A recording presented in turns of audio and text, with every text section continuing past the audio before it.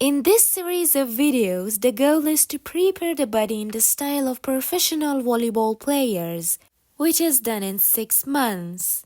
We need a strength and a speed to have great jump and movement, which includes training at the gym and agility movements that are uploaded in 4 videos every month.